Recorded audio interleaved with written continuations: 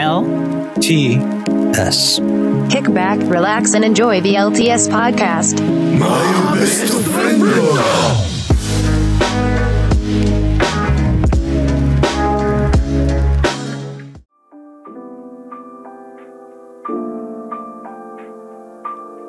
Salutations, dear listeners. This is Marcos Lopez, and tonight I'll be your MC. Joining me today are two great speakers with me, straight from the internet. Let's start from the top of the list. We have Mr. J. Yes, it's I have returned. And last but certainly not least, Alan. Sorry about that, guys. Hey, what's going on? I'm back. Thank God. Big fox. Anyways, so how y'all doing? Hungry. Hungry? What about you? What about you guys? I'm good. You're good? Yeah. Okay then. Straight to the notes then. As you guys heard, Google. These notes were sponsored by Google. Hashtag not sponsored. Hashtag not sponsored. Anyways, One day. But not real. Not today. Tomorrow. Next time on DBZ. But yeah, what do you guys think about Google also announcing its second tablet, I think, along with a router, a smartwatch, and the Pixel 7? I think Josue told me about that one. I think they released the router before the phone. Yeah. I was it the watch I was looking at then? I don't know, but you told me. I heard it through you guys, but then I didn't see the full video, but there was an announcement. Okay. Yeah, no, I was more worried about that PayPal thing. Yeah, what happened with PayPal? What happened? So they were looking to find people that they disagreed with if they had said anything that was, I guess you could say, against their views or perspectives. They were gonna find you $250 or something, or I don't know I don't remember the number or the amount that they were trying to find people, and then they kind of backtracked when people pressed them about it. And when that, I guess you could say, email or information leaked to the public, and I think it was by accident. What? The stock just dropped, bro. And I was had a stock probably then, yeah. Yeah, no, it reflected as I guess you can say as a measuring how that affected the actual company. A lot of people apparently exited the chat with that one. They were like, yeah, okay, if you're gonna start finding me for whatever I say on social media, then yeah. So they're like giving them a ticket, and they have their wallets literally by the belly. So a lot of people started just bouncing from the platform, and they're like, yeah, we're not with it. You know that PayPal owns Venmo as well, right? And all those other branches, like they just have PayPal Cash App, I think, right? Yeah, like they own 3 other money exchanging services. I don't know the other ones besides Venmo and PayPal, but I don't know. It was concerning to me, so I was like, okay, maybe do business with another company. Which one would you recommend? I think the one I mentioned to you. Zelle is another one? Well, that's the one that I use because it's integrated with the bank that I used. I bank with Chase. I don't know who you guys bank with, but it's integrated into their app and stuff like that, which is it's very convenient. So I use that. But then the other one would be Weiss. So that might be something. I think I mentioned it last recording. What else? I do have Charles Schwab's account, so I don't know. Isn't that just banking at the same time? Yes and no. I don't know if you want me to go into a little bit more depth. I mean, do you want to go into it, Josue? I kind of want to hear your guys' other things that you wanted to mention before just hopping in the deep end with banking and stuff. Okay, so I did a quick Google search. So PayPal owns Braintree, Venmo, Zoom, Zettle, Hyperwallet, Honey, Happy Returns by PayPal, and then ChargeHound, Payday, and Smilety. I've never heard of any of them. I know Zoom. I know Zoom and Zettle. Yeah, I've heard of that one. And Honey. And Honey, yeah, And I've heard of that. Yeah. But the other ones, no idea. Braintree, what the heck? Anyways, but yeah, so as I was talking with Josue and with you in the text messages about history, right? And I really got into like it caught me off guard during the holidays. By the way, of as of the recording, we just had what was the one on Monday? What was it? Columbus Day. Columbus Day, and this was like it caught me like around 9 p.m. and the thumbnail, man, the marketing, the branding, they did their homework. It caught me with the anime character. I'm like, what is this? What is this? The anime girl caught me, and then I started watching. It was history, World War II, the Pacific Theater. Wait, anime? Yeah, and they really? Yeah. And then it entertained me so much that when I went to work, I talked with 2 other workers. One, my boss, the other one was a younger.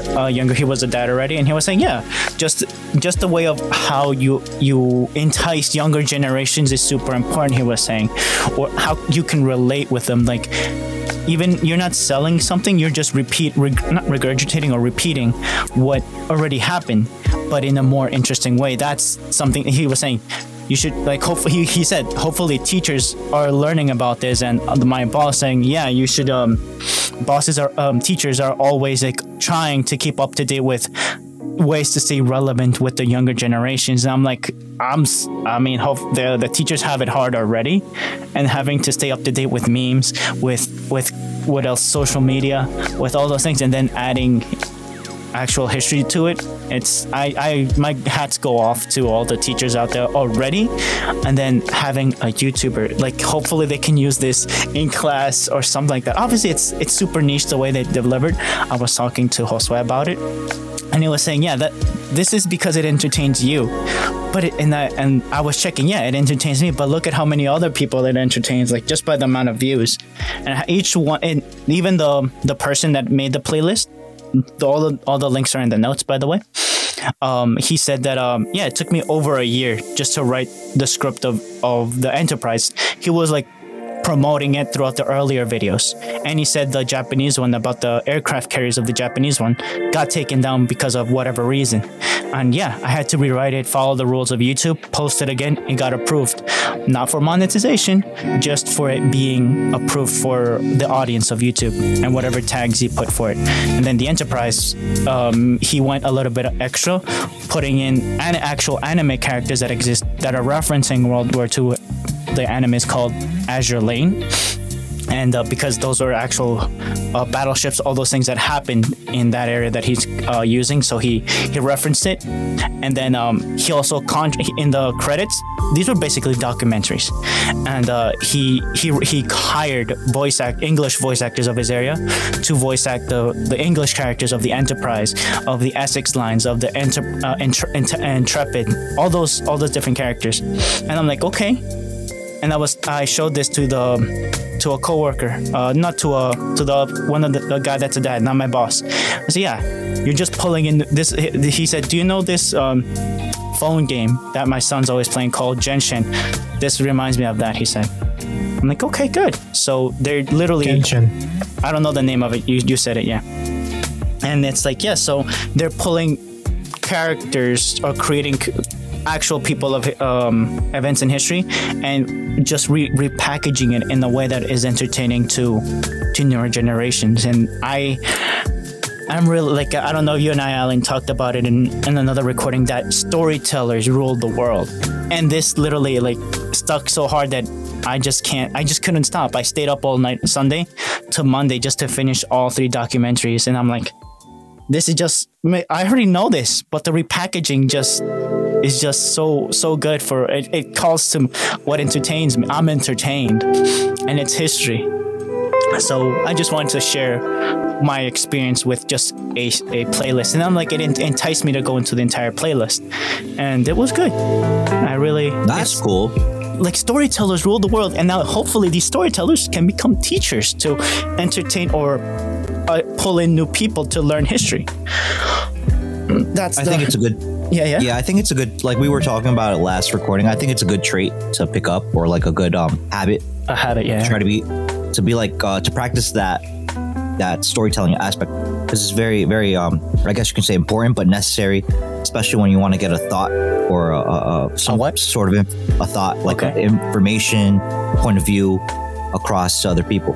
I think I don't know, maybe I might want to push back a little bit with teachers. No two teachers are the same, and like in anything else, there are going to be people that do are really, really good at what they do, and people that are just there for a paycheck. And even obviously, teaching, I'm not. So I'm not here to nitpick or point out certain people in specific. It just, that's just in general. A lot of places, whether it be at your local Burger King or McDonald's, right, to Fortune 500 companies, they're a list or a team type of people, and then there's people that are more like, maybe not the hardest working people. And this is the whole thing about quiet quitting, that I don't think we ever got a chance around to getting to that point or topic like 2 weeks ago or 3. Two episodes ago.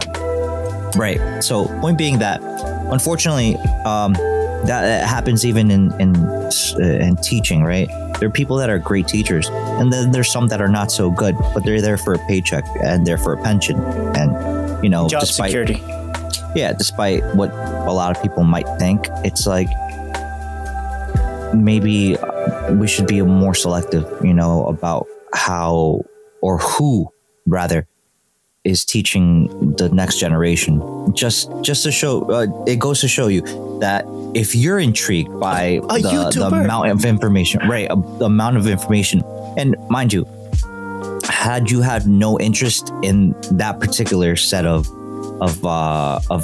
history, I guess you can say, but they they literally melded together two different, like, I guess, actual history with names of actual warships. Yes. And they they melded and put it through the filter of anime and made these bombastic, bodacious, very seductive boats. It's a little weird.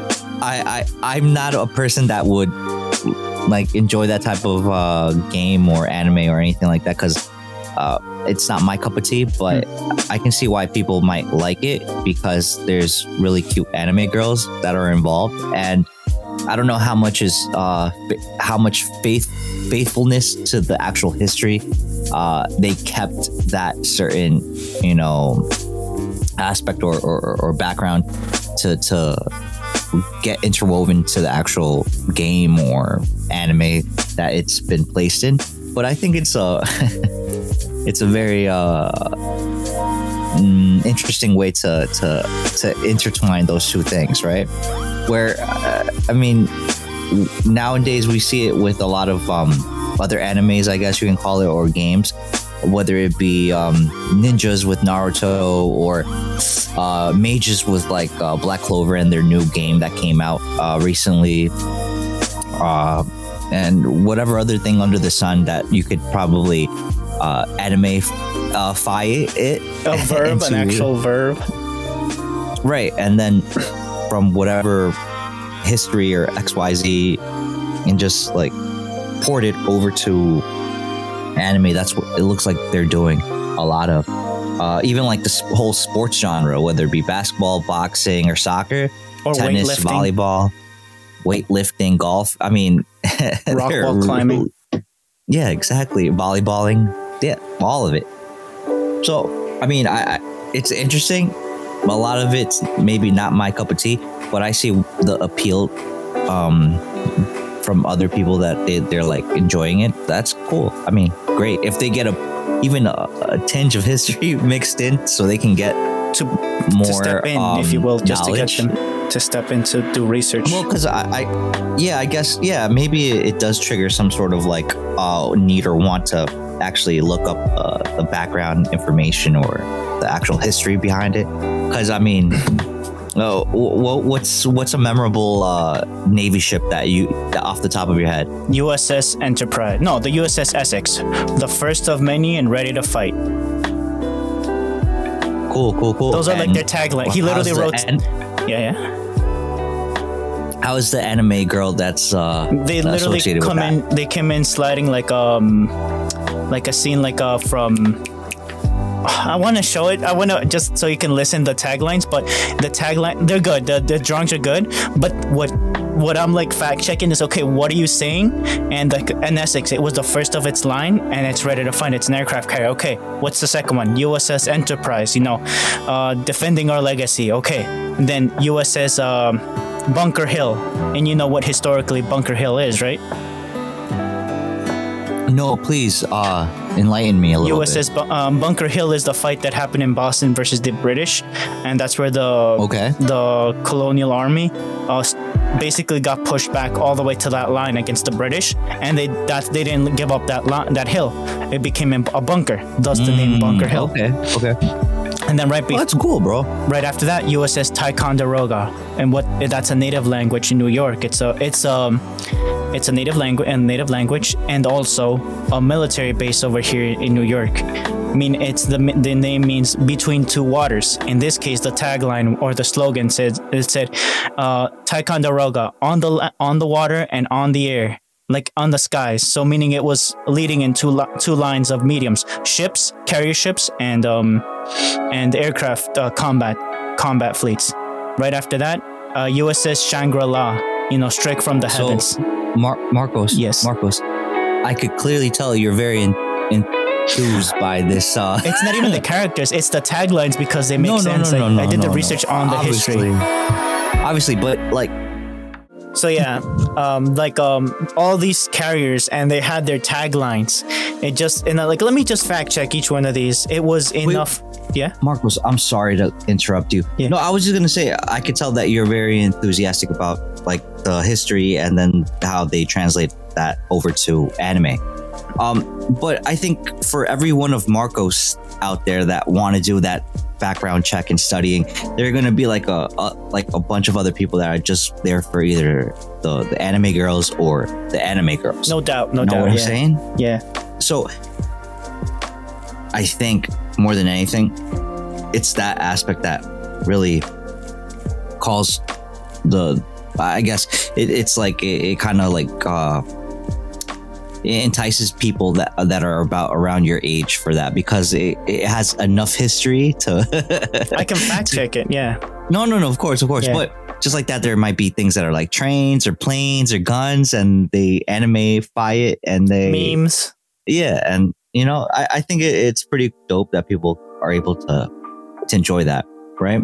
Yeah. But you know what you reminded me earlier about what both of you were saying? I don't know if you guys saw the new One Piece red-haired Shanks Is commercial. it anime time? No. You reminded me of something. Oh, okay. So there was this commercial that was aired in Japan, I believe, and it was a crossover between Mercedes-Benz and One Piece. Yeah. and Shanks. Remember that iconic visual where he puts the straw hat on Luffy? So he does that, but onto the actual Mercedes. I bet Mercedes paid for that ad, man. I bet they paid a pretty penny. I'm pretty sure. And what's funny is that they made it so iconic looking, like really, really like stoic. Like it's like you felt like, oh man, if you drive the Mercedes, that is the One Piece right there. That is the One Piece. And the reason I'm laughing is because the way when I saw it, it was an actual what's it called, a review or a what? I forgot. It was like basically a reaction video from King of Lightning that did it for that particular commercial, and I started dying because my man was like just dying, rolling. It's like, yo, my man found the One Piece. Red-haired Shanks found and it's called a Mercedes-Benz. So I thought it was super funny. If I have the opportunity it was a reaction. Note that it was a reaction. Yeah, no, but I want to send you send you guys the videos so y'all can laugh as well. Yeah, but that's what you guys reminded me with, or you, Marcos, reminded me with the boats and the anime girls. And then the taglines, because this guy literally did his homework for writing up these taglines. Like, okay, you got a team of writers or something. Because again, the facts. I fact checked each thing, and then the storytelling, and then the references, and then the memes, and all those things is just like this. It boggles my mind, at least the finesse he used to intertwine these. Obviously, the anime got me into just watching his video, the thumbnails and all those things. But then it was the story, the plot, if you will, something that I already know. Like, keep going. Yes, okay. I like how you presented this. You used the medium of 1940s videos of World War II, clips and all those things of World War II. And obviously, me as an editor, I also observed that he repeated some things throughout all three documentaries. He used some clips repeatedly in different ways, and then he also used anime clips, not the video part, while he was talking about it without the music. And then he contracted voiceover artists that I think Azure Lane doesn't have a dub, English dub specifically, so he contracted I could be wrong, obviously. He contracted English voice actors to put on each new aircraft carrier that came out from the American side. I bet he used American-speaking voice actor girls for each aircraft carrier for this little snippet. It wasn't for the entire series, but then I was like, okay, I didn't know that a Shangri-La exists. What the heck? I know Bunker Hill, I know Ticonderoga, all those places, and then the Essex, Intrepid. I think you, Josue, and Alan, and myself included, we've gone to the USS, the museum, right, in New York City. And it's like I could put another spin out experience of watching something that I've already witnessed in person. I haven't gone to the, what was it, the ship museum? Yeah. Yep. I haven't gone. It's, I don't know, once you're on it, it's a huge thing, but you lose the size of it. Like, it feels that it should be bigger, and that's what I thought when I got off. When I'm on, you stay quiet and you just indulge yourself in the place. The insides though are smaller than I expected, but then it had like 1,000 people in that thing. But yeah, that's dope. That's just another thing that I just wanted to share with you guys, and hopefully the listeners. Yeah, that's cool, bro. Storytellers rule the world. That's not a title, but it's just hopefully something that I can then share with you guys. It's a really important trait to have. No matter what the subject, but if you're a good storyteller, you're good. Look at anime. So you were saying, Alan? Yeah, like you were saying about the what do you want to say? No, I just wanted to ask you, besides that story, did you have any other that you wanted to share? Not at the moment. No. Oh, the Google stuff, but the Google stuff, it's a first gen, so you already know my thoughts about first gen stuff. Right. I want also Josue's 2 cents on that one. I don't know if he has any, or if he had any other topic you wanted to throw out.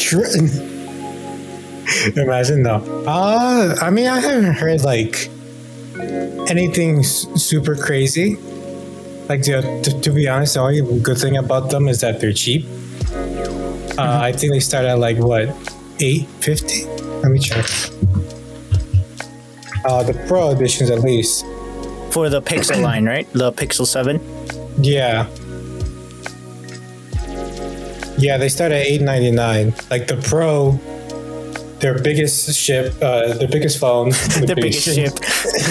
You got boats in the mind. Basically.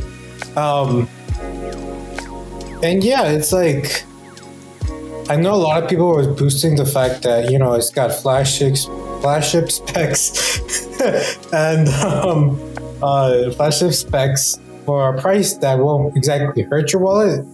But you're still gonna feel the punch, the delivery of it. So like, it's definitely like for I like to say like a semi-budget phone, because like how much, like the S22 Ultras, or how much, I forgot. Over a grand, man. The base easily model is over. 900, but with taxes, it's already pushing a grand. It's already easily like, I think it starts at a grand. 1100. Quick.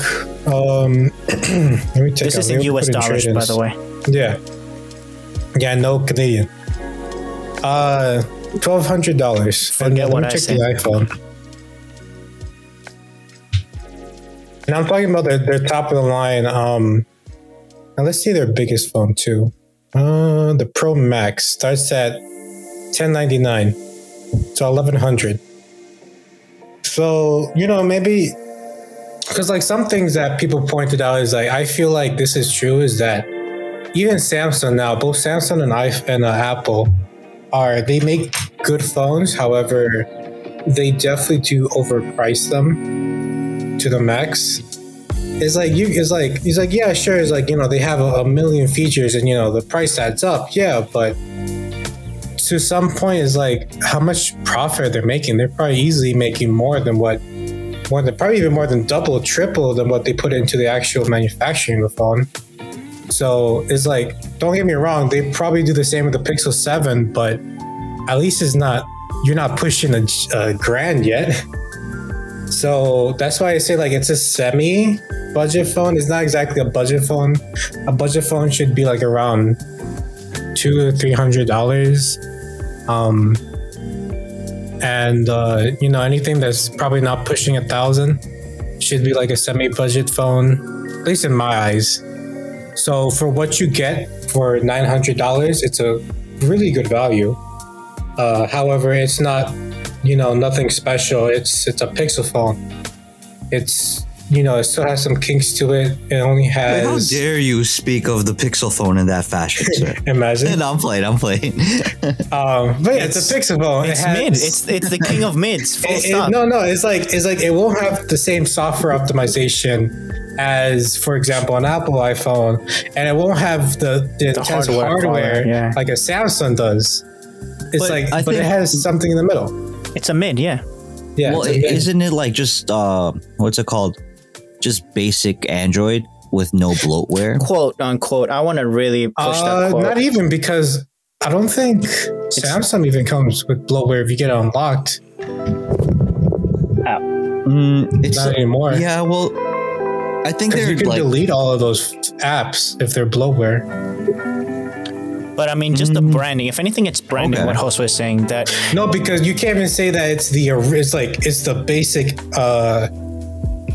Google phone anymore, because I think Samsung gets newer updates quicker now through their own. Not exactly. Through their own contract. What is it? Oxygen? No, because I think they had like Android 13 available for beta quicker than the Pixel did, and I don't think the Pixel even has 13. No, they do. Yeah, I tell you because they do? Yeah, they got it before. Their update situation has been low key. You gotta be disciplined though. I have insight on that with my family. Yeah. That you like how it's very important for you to power cycle your phone periodically. I try to keep it at least once a week, at most once a week. And for me, I always not only do that, I go to settings and check for updates. I remind my parents to do that, and they go to your settings, check for updates. There's an update. Oh, so you actively do it? You don't like toggle the automatic, so you don't have to. You have that, it? But you also forcibly make it check, and there's always an update. When I even set it up for them for their phone to power off and turn on like around when they're less using it, which is like 2 or 1 a.m. so that it power cycles and pushes an update automatically. And there's been a lot of marketing behind that. Pixels haven't had as many updates on their platform versus Apple, but at the same time, the updates on Apple, there's been for actual reasons. I don't know if you guys heard the whole thing that a security breach since the one in August that I texted you, Alan, or Josue texted me, and I passed it to you, Alan, that you had to restart any Apple device. Oh, for Apple. Okay, yeah. Okay.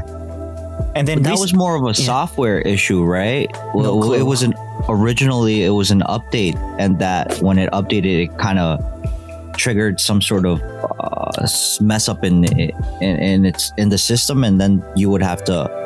They had to patch it, I think, within right? And that's 48 or 24 hours, yeah, something like that. But I think every manufacturer at this point has gone through one of those. Hell, mishaps, Samsung's not right? safe of that either. Yeah.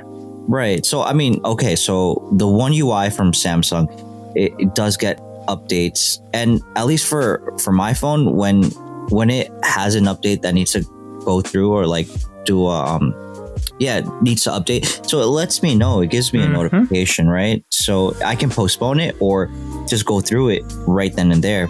Or like to your point, just wait at night when you go to sleep and let it, do its thing.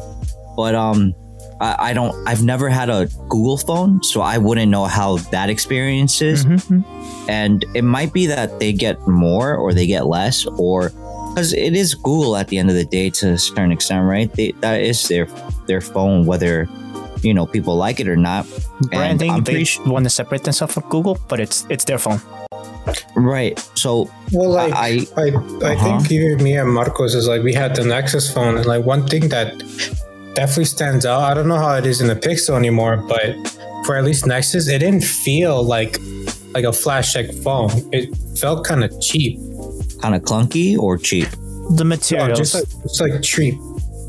Oh, you mean the physical, the hardware? Well, that, and then even mostly just the hardware and like even like some of the specs. Because I think even the Nexus didn't have like the best chipset when it came out. At least, I mean, mine was more of a budget oriented. You pushed me to the 6P, yeah. Yeah, I had moved the bigger one. Brought to you by Huawei, by the way. I mean, like a budget phone isn't bad. It did its purpose. Yep. So it's like of course. There's nothing wrong. That's why I say like it's a very much a mid phone. It's not gonna blow your mind away like maybe a Samsung or even an iPhone would. But for the price point, what you're paying for, it's not that bad.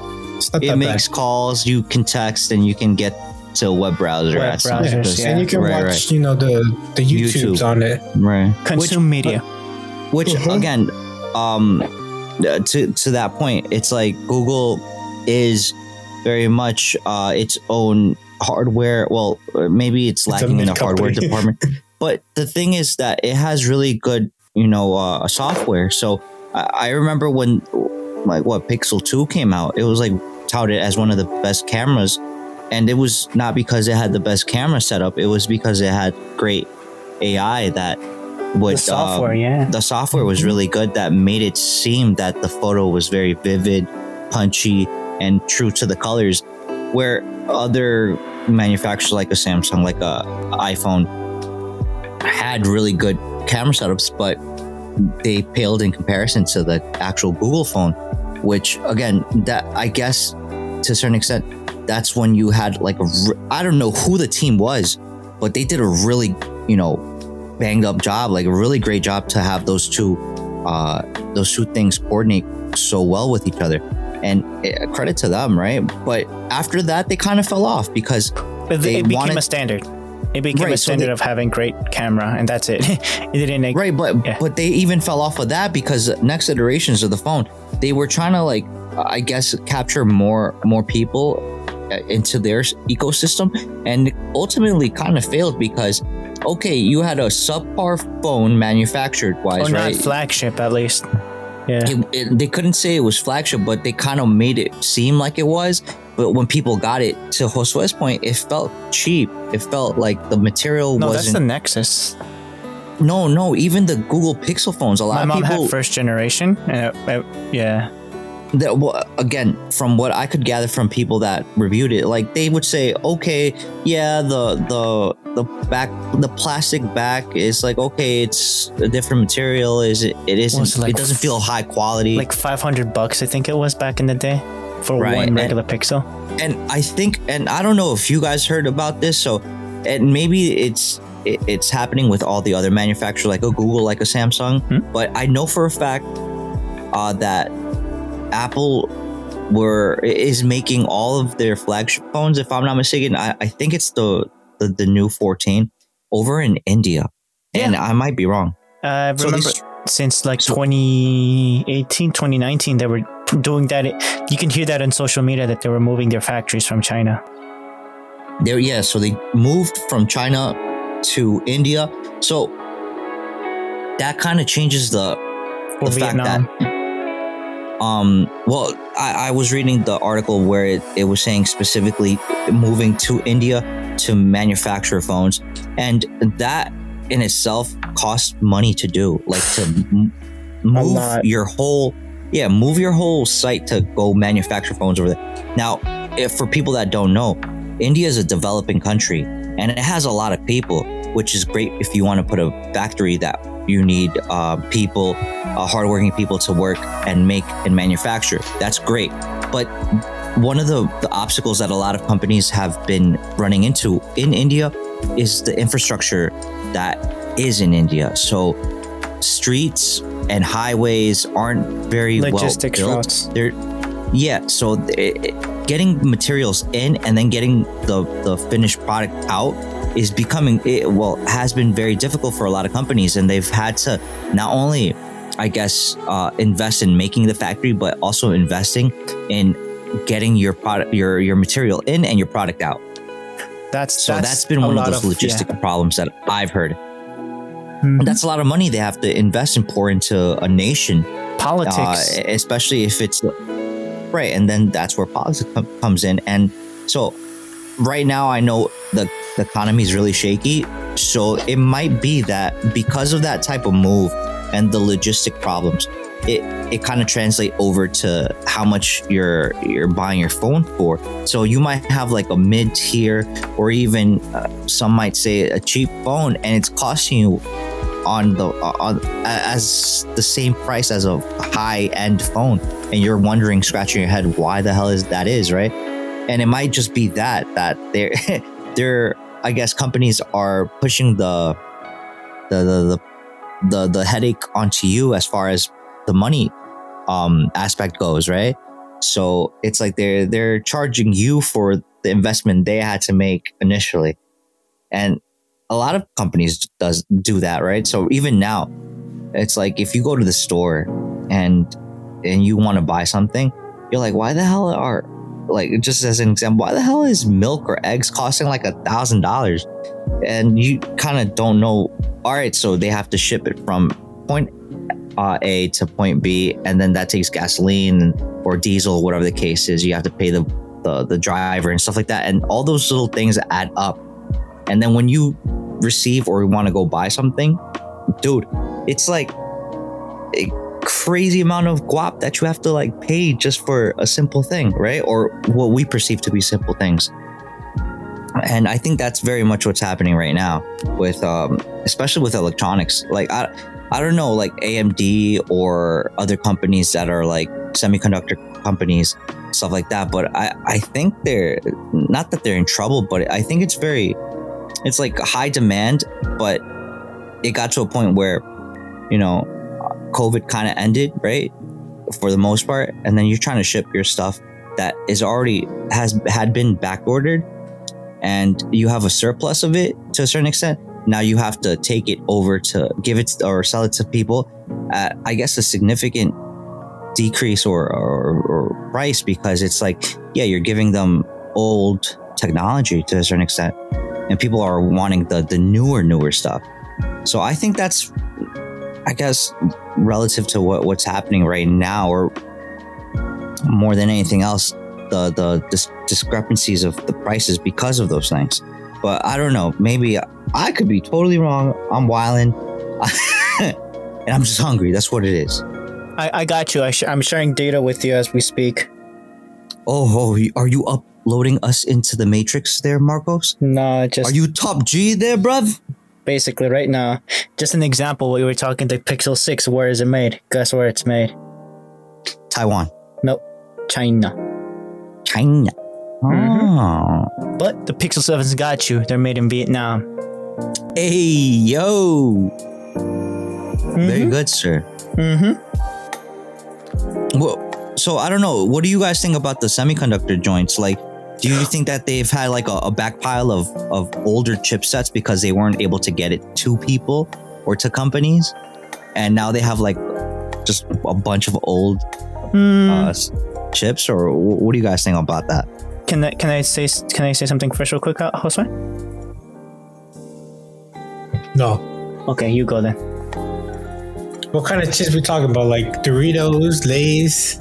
I was thinking about the Frito Lays, but The Freedom Lays. I mean, but I was gonna say maybe Pringles. I don't know. It'd be like Pringle with that, like it's only 80% potato. It's a 20% potato composite. Basically. What's the other one? The Cheetos. Sun chips? The Sun chips. No, the what's the other Cheetos flaming hot. What's the chips that I shared you that we were talking about the different flavors, Josue? I think they're just called kettle chips or Kettle. something. There you go. Kettle cooked chips. Yeah. Okay. Those sound delicious. But yeah, They never have a leftover of those. Those are always gone. even stockpiling is futile. No matter what flavor or just in general? Yes.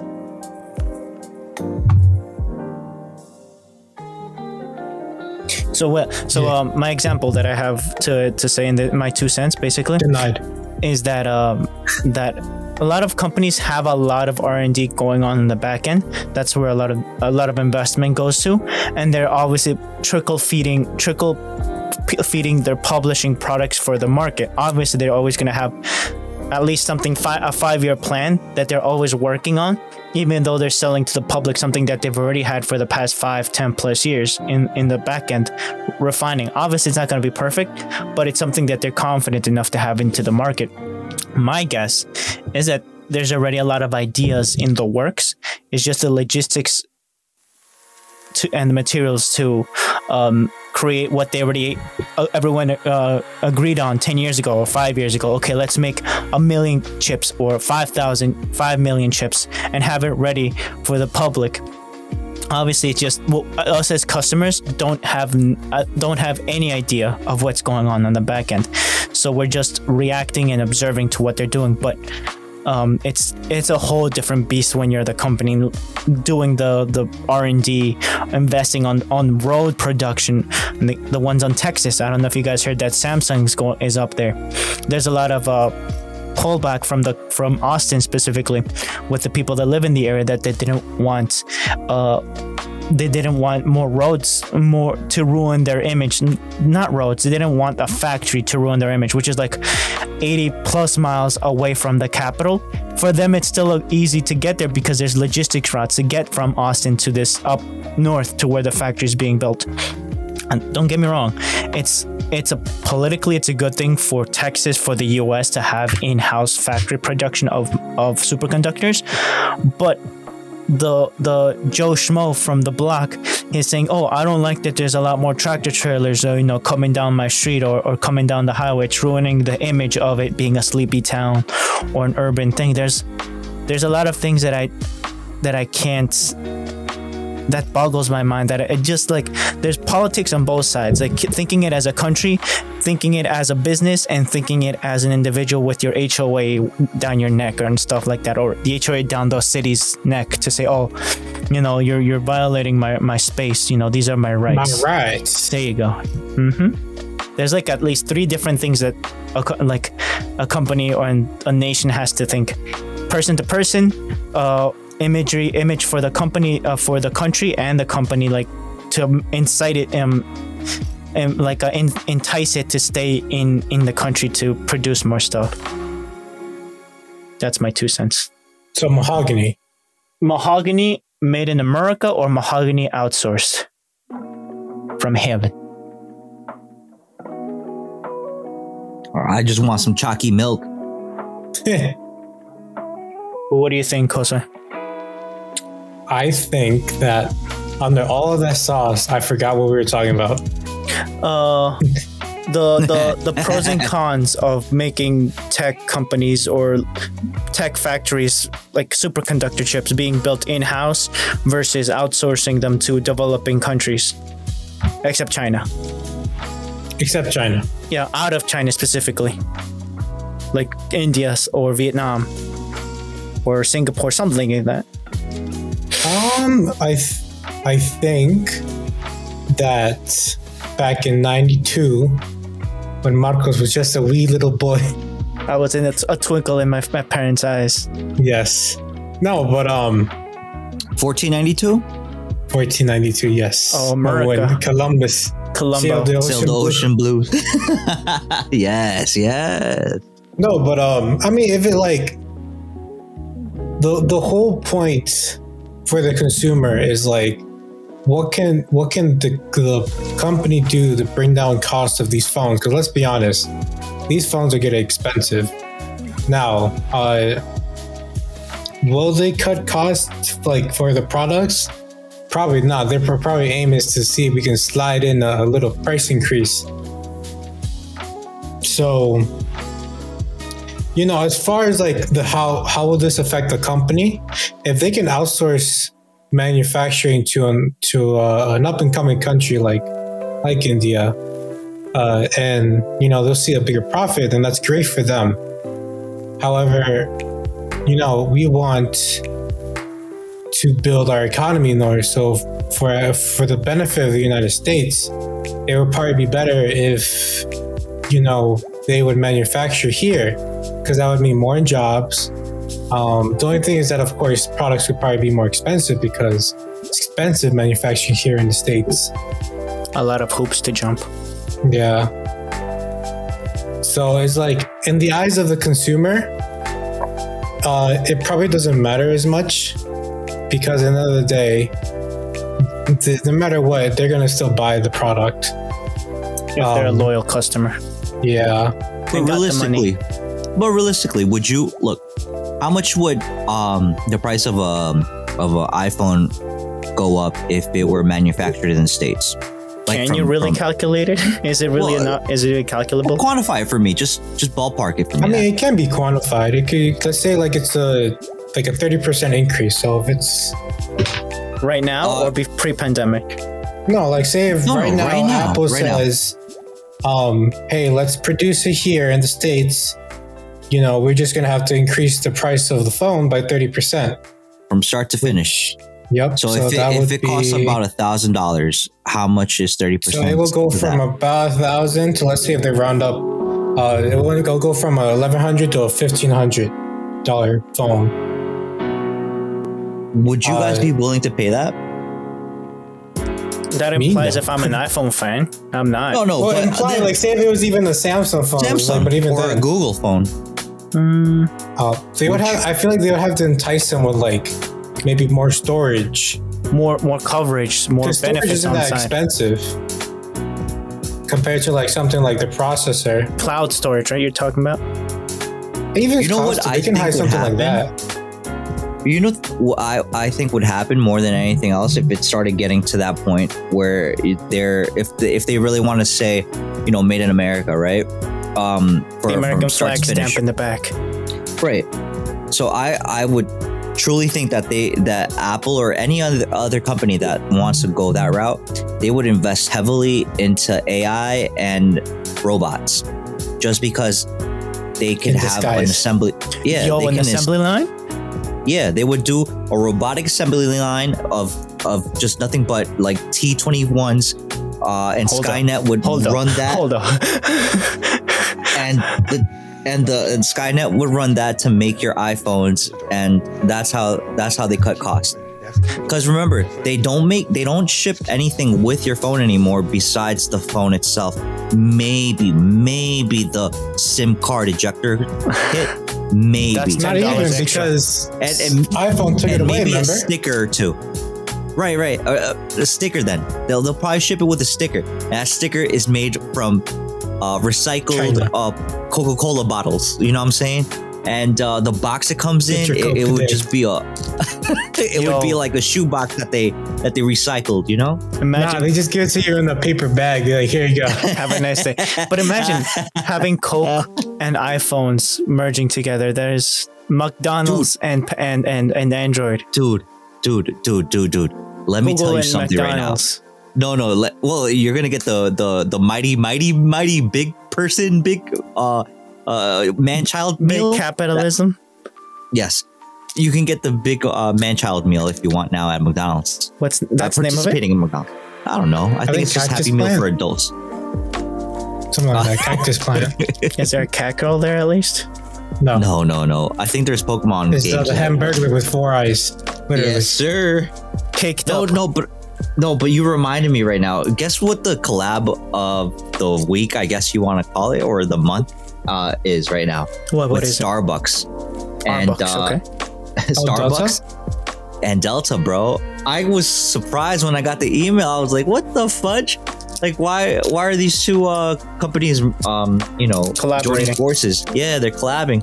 And for every, like, if you merge or you combine your profile, your Starbucks profile with your Delta profile, for every coffee or whatever drink, it's like it adds what's it called, a mile for your purchase, right? For every dollar that you spend there. And I'm like, no way, there's gonna be people flying the friendly skies. Brought to you by Delta and Starbucks. Yeah, just buying coffee. That's crazy. You know that people, Americans and their coffee. No, but I think it's very smart. But at the same time, it's like, that's, I don't know. It's out of the box. It's a cup. Yeah. Coffee cup. Because I don't know if you got the email as well. And I think it's like Uber and other food and order American Airlines. No, Microsoft. Oh, what? Microsoft 365 and Uber Eats. I think you get like a 6-month free trial or 3 months free trial if you pay for the suite, like the Microsoft suite of like all the sweet.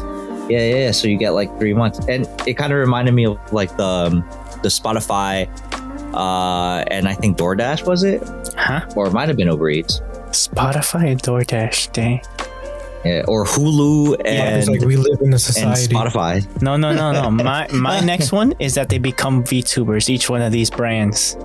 You want like a Samsung? No, Starbucks. I want Starbucks, the mermaid girl. The Samsung girl from a while back. That's what I'm saying. Is every company gonna animify? That's the future. No, get the hell out of here, bro. Samsung, and Starbucks already has a mermaid girl. What would Amazon's be then, bro? What would Samsung have? No, I said Starbucks. Starbucks. Google? Or what would Dunkin' Donuts have? The donut is all you need. The donut. What about this? What about CVS? What say you there, gentlemen? CVS. There's a not safe for work character of Dunkin' Donuts. I need to share it to you guys later. No, please don't share that with me, Marco. Thank you. I appreciate it, but no, thank you. But it's pure Dunkin'. What is it dunking, bro? Don't worry about it. It's just a silhouette. Dunkin' Donuts. Sponsored by Dunkin' Donuts. And then McDonald's, man. Get clowned by the clown from McDonald's. No. Oh, remember that commercial? The hamburger. Why work for a clown when you can work for a king? The Burger King. There you go, anime girl, the king, my queen. Or the king VTuber. Yo, this is, hopefully somebody's taking notes here, because there's like VTubers for everything. I don't want to see a world full of VTubers though. I don't know. That's just me. Get ready. It's heading there. No, I stopped it. So. I had to take out the mouse. The tungsten rat. Yes. Yo, did you guys finally go get that Hot Ones collab? Oh yeah, I did. How was it? How was your experience, bro? I think if I were to compare it to the truffle burger, you like the truffle burger more? Yeah, I like it. I like the truffle burger the best. Right. And the bourbon, and then the Hot Ones.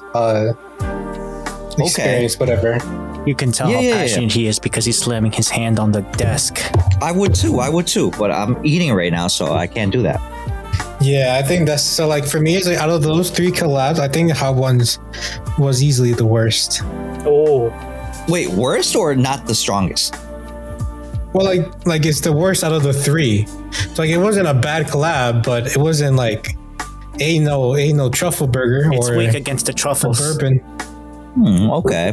He's a Bourbon man. Yeah, I didn't really like the little sauce they had. I thought it was like, I don't know. I thought it was like too mayo-y. You're like, I thought this was a hot one. Okay. Well, don't get me wrong. I thought it was spicy. I thought it was pretty good. But again, yeah, it was pretty spicy. It had a good flavor. But no, that's the thing. It didn't have that great of a flavor, at least in my opinion. Dang. I thought What it did was you get, the okay. burger or the chicken sandwich? I got all of them. Dude, he gets a bag and just Including puts the everything on the fries? table. Yeah, one day I got I got just a burger, and then the next time I got the chicken sandwich and the fries. And like, I didn't even eat the sauce that it came with the fries. You just ate the fries.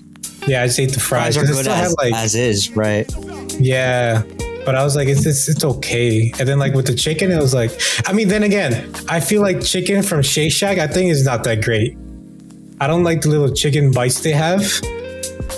I think it's like, it's kind of weird. It's like the one downfall of Shake Shack. Everything else is amazing, but the chicken. You've already had what it Chick-fil-A is? though, that's why. No, but you know what it is? Oh yeah, Chick-fil-A's chicken is phenomenal.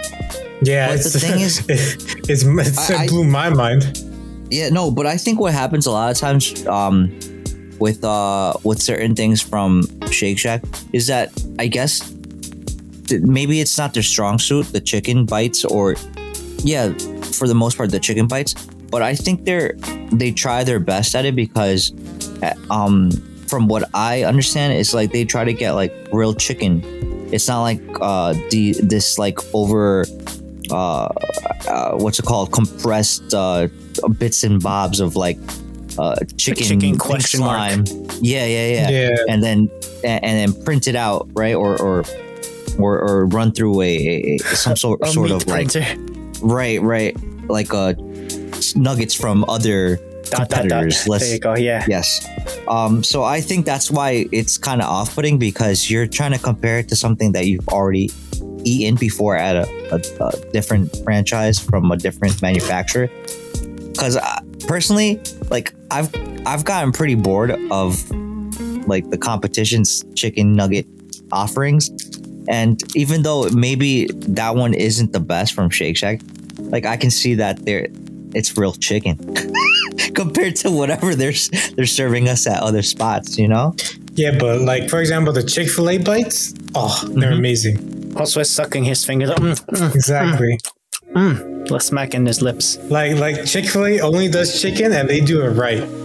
Like I'm like, damn, I thought I knew chicken, but damn, or fast food chicken, but they really blew my mind. Would you put it up? I guess in the same realm as like BBQ, Korean barbecue chicken, like fried chicken. That'll always be the first selection. Yo, Alan, come on! Don't be like that. That's unfair. It's if I put BBQ, because I don't consider BBQ fast food. It's like Chick-fil-A is pretty much fast food. Yeah. So like, say if I were to put like a nice little drumstick let right in front of you from BBQ, and then put the Popeyes one and then the KFC one right in front of you, which one are you grabbing first and then third? Oh, easily the BBQ first, and then like after I take an hour of like gnawing on the bone, I'll probably go after. I'll probably go after the maybe like the Popeye, because I feel like KFC is it's not as crispy as Popeyes. Yeah. Okay. What about you, Marquitos? What would be your first, second, and third at that point? Like first. This is gonna sound dumb. Cat girl. No. Gnawing on her life for an hour. First, it's gonna be the actual drumstick. This is gonna sound dumb. The Sam's or like the rotisserie chicken. Nah, wait, you said Sam's? Or like the rotisserie chicken what is one. This? It's chicken. Whose mess is this? Where's the escape button on my laptop over here? Like, I need to. And then I'll leave. have Popeyes. KFC's at the bottom for me. KFC's at the bottom. What about BBQ? Yeah, that's what I was gonna. BBQ's the top. You can't go wrong with it. You can never go wrong. You'll go wrong before the BBQ goes wrong. Exactly. Then where would you place what's it called, Chick-fil-A? Like compared to the three? Yeah. I mean, it's kind of hard because they don't do like whole pieces of like. Let me throw this flavor. Yeah. Let me throw this into the mix. And where would you place from those four?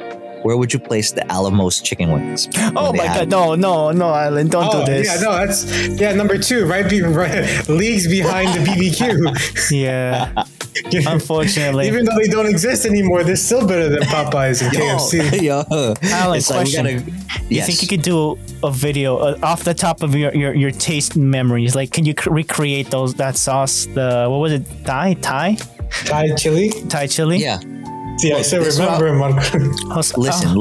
Yeah. Listen, guys. Listen. Listen to me very carefully. Yes. Next time on the LTS podcast. Now, the way you can this is just like the quick, easy kind of like dead brain. I just want to get my man beating something over. My man the Birdman hands rubbing together. All right, so this is how you go around it, right? So I know they don't exist at the Alamo anymore. So you get that original. They exist in my dreams. You get the original Allegedly. crispy chicken, right? You get the original crispy chicken from BBQ. Then you make your way to the supermarket to like a Stop and Shop. Now there is a brand called Sweet Baby Ray's, and their I guess claim to fame is Talk to you later. Peace.